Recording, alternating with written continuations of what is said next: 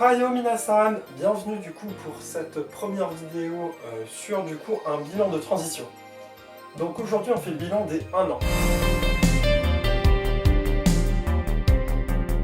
Ça fait 1 an que je suis sous traitement hormonal, c'est-à-dire que j'ai commencé en juillet dernier, du coup là ça fait 1 an. Et du coup je vais vous parler un petit peu de tout ce qui est arrivé, les effets que j'ai eu, les effets que j'attendais et d'autres. Il y aura une prochaine vidéo que je ferai pour expliquer les différentes prises et possibilités de traitement hormonal qui sont disponibles en France, parce qu'il faut savoir que entre la France et par exemple d'autres pays en dehors de l'Union Européenne, c'est pas forcément les mêmes choix qui sont proposés légalement. Pour commencer, du coup parlons un petit peu de mes dosages. Donc moi j'ai commencé mon traitement hormonal avec ce qu'ils appellent du décapeptyl. Donc le décapeptyl, qu'est-ce que c'est? Il s'agit d'un anti-androgène. Donc en France, pour un traitement hormonal de substitution, il y a deux choses. Premièrement, il faut savoir si vous avez besoin d'un traitement hormonal de substitution dit masculisant ou féminisant. Donc moi je vais plutôt m'attarder sur le féminisant parce qu'encore une fois il y aura une prochaine vidéo pour vous expliquer les différents types de traitements. Donc en premier lieu, il y a ce que l'on appelle les anti-androgènes. Les anti-androgènes, c'est du coup ce qui va bloquer la testostérone. Donc pour ça, il y a plusieurs possibilités. Donc il y a des cachets, il y a des injections, et il y a également des méthodes un peu alternatives. Moi personnellement j'ai eu des injections, donc c'est du décapeptyl. Donc qu'est-ce que c'est que le décapeptyl? Le décapeptyl, pour faire assez rapidement, c'est un traitement qui dure du coup entre 1, 3 et 6 mois et qui va complètement bloquer les gonades. Donc comment il va faire pour bloquer les gonades? Il va simplement envoyer un surplus d'informations. Donc pendant les 2 premières semaines de traitement, on va avoir un pic de testostérone, c'est-à-dire que ça va avoir l'effet inverse. Et passé les 2 semaines, ça va complètement chuter et on n'en a plus. Donc moi pour l'instant j'utilise du 3 mois, mais j'avais commencé avec du 1 mois, ce qui permettait de réguler, d'avoir une prise tous les mois. Moi personnellement j'ai fait appel à une infirmière diplômée d'État, donc infirmier ou infirmière diplômée d'État. Donc c'est eux qui font en fait les injections, ça évite du coup d'avoir ce contorsionné ou quoi que ce soit, parce qu'il existe 2 types d'injections, donc les sous-cutanées et intramusculaires. Sous-cutanées c'est simple, hein, c'est littéralement vous allez piquer en dessous de la couche cutanée supérieure là. Intramusculaire c'est plus compliqué parce qu'il faut faire attention de ne pas toucher les veines, de faire des retours veineux pour être sûr que tout va bien, d'avoir des spots pour injecter qui sont très précis. Bref, c'est un autre protocole et on en parlera plus tard. Ensuite, il y a du coup la partie œstrogénique, parce qu'une fois qu'on n'a plus d'hormones, ça peut être très dangereux. Donc je reviendrai encore une fois plus tard dans une prochaine vidéo sur quels sont les dangers. Globalement, si votre corps n'a pas d'hormones, il ne fonctionne pas. J'ai eu des patchs pour commencer, mais les patchs n'allaient pas du tout, c'est-à-dire qu'ils me faisaient très mal ou quoi que ce soit, et du coup, entre les démangeaisons, les marques qui restaient plusieurs semaines, tout ça, j'ai arrêté. Premier rendez-vous, c'est-à-dire que j'ai rendez-vous tous les 3 mois avec mon médecin, j'ai tout de suite arrêté. Donc ensuite, je suis passé du coup au gel, qui se présente comme ça, donc une boîte d'Estreva. Donc l'Estreva, qu'est-ce que c'est? Ça se présente comme ça, et hop, du coup on se met en patch, en pression sur les jambes, les bras, tout ça. Alors surtout pas sur la poitrine, parce que si vous mettez sur la poitrine, ça peut déclencher des cancers, donc c'est pas trop ce qu'on veut. Vous mettez des pressions, 1, 2, 3, 4, 5, 6, bref, autant que vous avez une prescription. Vous attendez que ça sèche et ça passe. Donc il y a 2 types de gel en France. Moi j'ai de l'Estreva, mais il existe également de l'œstrodose. Donc voilà, quelle est la différence entre les deux? L'œstrodose fait une plus grande quantité en une seule pression, mais sèche infiniment plus lentement.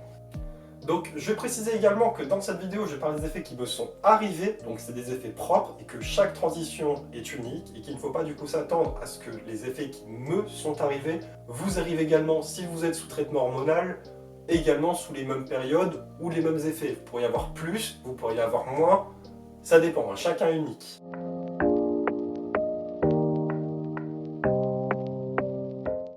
Alors, concernant les changements physiques, qu'est-ce que j'ai remarqué en premier? Du coup en premier, pas forcément grand chose au tout début parce que j'ai pendant longtemps été entre guillemets soudé, c'est-à-dire que je n'arrivais pas à avoir une quantité d'œstrogène suffisamment dans le sang, c'est-à-dire que normalement on vise un minima de 100 picogrammes à la prise de sang, j'en avais la moitié pendant les 6 premiers mois. Voilà, donc là on va tout de suite péter les bases, hein, c'est-à-dire que pendant les 6 premiers mois ça n'a pas été foufou. Par contre, qu'est-ce qu'il du coup il y a eu? Il y a eu un arrêt de la testostérone. Ça signifie que par contre j'ai quand même eu des changements importants. Les premiers changements qui sont vraiment apparus, ça a considéré ma peau. C'est-à-dire qu'avant le traitement, j'avais comme une peau à boutons, une peau grasse. J'avais besoin de laver les cheveux tous les jours ou tous les 2 jours parce qu'ils prenaient très vite gras. Là, c'était magique, hein. Au bout d'un mois, la moitié des problèmes sont partis. Concernant la prise de poids, c'est-à-dire que je n'ai pas pris vraiment de poids entre le début et la fin du traitement hormonal. C'est-à-dire que ça se joue peut-être à 1 ou 2 kilos, donc voilà. Donc, de 0 à 6 mois, comme je dis, j'avais pas beaucoup d'œstrogène dans le corps. Donc au niveau de la pousse de la poitrine, c'est pareil. J'ai eu des bourgeons mammaires qui sont arrivés. Donc les bourgeons mammaires, je vous laisserai regarder ou je vous expliquerai plus tard. Mais en gros, c'est simplement ce qui permet la formation des seins. Et simplement, il n'y a pas eu vraiment de croissance. C'est-à-dire que c'était minime ou invisible. Après 6 mois, je suis passé du coup double dépression concernant l'estreva. Donc j'ai commencé à percevoir une légère pousse de la poitrine. C'était pas quelque chose qui était vraiment excessivement visible, mais c'était quelque chose qui est quand même arrivé. J'ai ensuite eu aussi une petite redirection des graisses, c'est-à-dire que j'avais, je crois que ça s'appelle des varices, que j'avais au niveau des bras, donc c'est-à-dire que j'avais les veines qui ressortaient très rapidement. Et là, on peut voir qu'aujourd'hui, hop, ce n'est plus vraiment quelque chose que j'ai de problème. C'est pareil, j'avais le même problème sur les jambes, ça a bien changé. Donc j'en ai encore un petit peu qui arrive sur les mains, j'ai envie de dire un peu comme n'importe quelle autre personne, voilà. Mais ça a vraiment diminué. Donc il y a aussi les odeurs. J'ai aperçu un changement d'odeur assez significatif. Donc au début, lorsque j'avais plus du tout d'hormones, j'avais quasiment plus d'odeur corporelle. Depuis que j'ai un taux d'hormones maintenant qui est acceptable, c'est-à-dire qui est bon, du coup depuis 2-3 mois, j'ai également aperçu une nouvelle odeur, c'est-à-dire que voilà, j'ai du coup pu constater le changement d'odeur corporelle. Donc voilà, c'est quelque chose qui arrive, moi je l'ai constaté. Encore une fois, c'est pas parce que vous êtes en traitement hormonal que vous aurez les mêmes effets que moi, sachez simplement que moi je les ai eus. Il y a eu également de janvier jusqu'à maintenant à peu près, c'est-à-dire que février jusqu'à maintenant. De là, du coup, j'ai eu d'autres changements qui sont apparus. Donc j'ai enfin eu du coup une pousse de la poitrine, mais c'est pas encore du coup le résultat final, hein. C'est-à-dire que là je fais à peine un A, ça va continuer. Mais ça va un peu de façon exponentielle, c'est-à-dire que jusqu'à présent il n'y avait rien du tout et sur les quelques derniers mois ça a explosé au niveau de la pousse. Du coup au niveau des cheveux, j'ai remarqué que depuis que j'ai un bon taux d'œstrogène, que mes cheveux sont devenus beaucoup plus lisses, ils ont arrêté d'être cassants, parce que c'était un gros problème que j'avais et que là maintenant je n'ai plus du tout. Donc on verra un petit peu comment ça se passe lors de la prochaine mise à jour, du coup je pense dans 1 an. Sachez simplement qu'aujourd'hui, du coup, je commence enfin à apercevoir de vrais effets depuis que j'ai passé les taux. Donc encore une fois, le minimum qu'on vise, c'est plutôt 100 picogrammes. Là, c'est plutôt bien passé.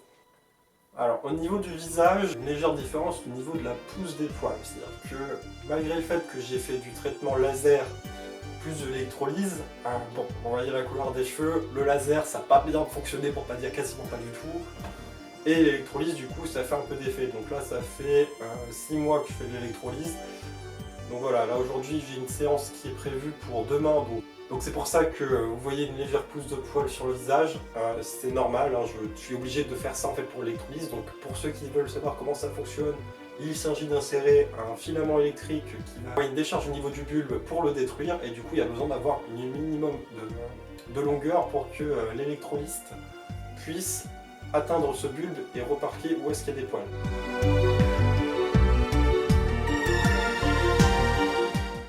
Alors maintenant passons à la troisième partie. Il faut savoir que quand on commence un traitement hormonal, c'est que par définition, on a ce qu'on appelle de la dysphorie de genre. C'est-à-dire qu'on se sent vraiment pas bien dans notre peau actuellement. À ce niveau-là, depuis que je travaille dans la bonne direction au niveau de mon corps, il y a une grande différence. C'est-à-dire que jusqu'à présent, je ne me voyais pas en fait vieillir ou quoi que ce soit, hein. C'est-à-dire que je ne voulais pas l'accepter. Là maintenant ça va mieux, hein. C'est-à-dire que je peux me projeter, tout va bien. Je peux enfin du coup accepter que mon corps change dans la bonne direction, ça va mieux. C'est-à-dire que concrètement j'ai très mal vécu ma puberté. Ça c'est un truc que j'ai beaucoup remarqué, je me mets en colère beaucoup moins facilement. C'est-à-dire qu'avant, la moindre petite chose, ça pouvait montrer en pression, genre ta ta ta ta ta, et boum, ça explose, ça fait des vagues. Là, ça va mieux. Donc je suis vachement plus zen dans mon corps, dans ma peau. Donc de ce côté-là, franchement, c'est merveilleux. Après, est-ce que j'ai eu un changement émotionnel incroyable? Je pense pouvoir dire j'ai plus de facilité à pleurer. Mais après, c'est pas forcément quelque chose de très flagrant, c'est plutôt dans mon ressenti. C'est-à-dire que aujourd'hui, j'ai plus facilement, en fait, j'approche plus facilement mes émotions.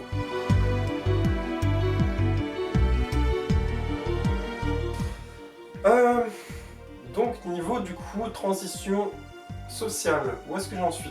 Donc je suis tout auprès de ma famille proche, pas forcément au niveau de la famille éloignée, parce que j'attends du coup que les effets soient un peu plus visibles, un peu plus marqués, pour que cela change un petit peu plus la façon dont les gens me voient. J'ai fait mon CPEC, donc voilà, la vidéo que vous avez vue l'année dernière, c'est appareil ça, bah voilà, du coup, officiellement maintenant, j'ai fait le changement de prénom à l'état civil, donc j'ai ma nouvelle carte d'identité. Au niveau du travail ou de l'école, du coup, bah forcément qui dit CPEC dit qu'ils vont... Voilà, il y a quelque chose maintenant qui est fait, qui est dit.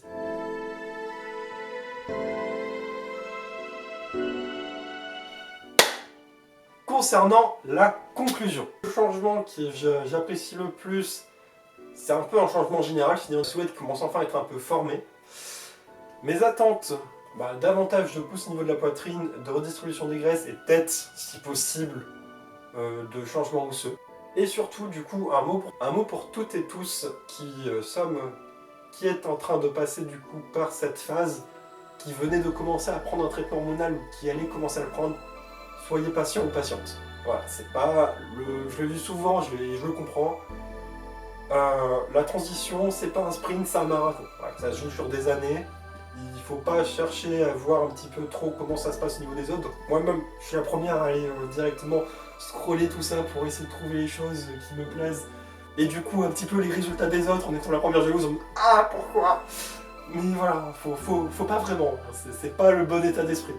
Commencez le plus tôt possible, du coup, si vous êtes dans le cas d'une transition féminisante, le laser ou l'électrolyse et l'entraînement vocal. C'est-à-dire que moi j'ai fait l'erreur de commencer tard, du coup maintenant ça veut dire que je dois recommencer à voir comment ça se déroule, mais voilà. Plus vite vous le commencez, plus vite vous verrez des résultats certains. Et surtout n'écoutez pas les personnes qui vont commencer à vous critiquer ou qui vont essayer de vous exposer vos ordres de vie ou vos choix de vie. Vous êtes responsable de votre corps, vous avez un ressenti. Ne laissez pas ce ressenti être influé par des personnes extérieures. Vous êtes tous et toutes valides. Ne laissez personne vous dire le contraire. Et si quelqu'un essaye de vous dire autre chose, alors éloignez-vous le plus possible de cette personne parce que cette personne ne vous apprécie pas pour ce que vous êtes. Elle apprécie pour ce qu'elle projette sur vous. Donc voilà, merci d'avoir regardé cette vidéo. Donc normalement elle sortira samedi ou dimanche du coup d'après. Je vais essayer au niveau des rythmes de vidéo de faire une vidéo par semaine. Voir un petit peu où est-ce que ça mène. Si vous avez des questions, n'hésitez pas à les envoyer en commentaire. Lorsque j'en aurai suffisamment, je pourrai faire du coup une FAQ. Sayonara minasan!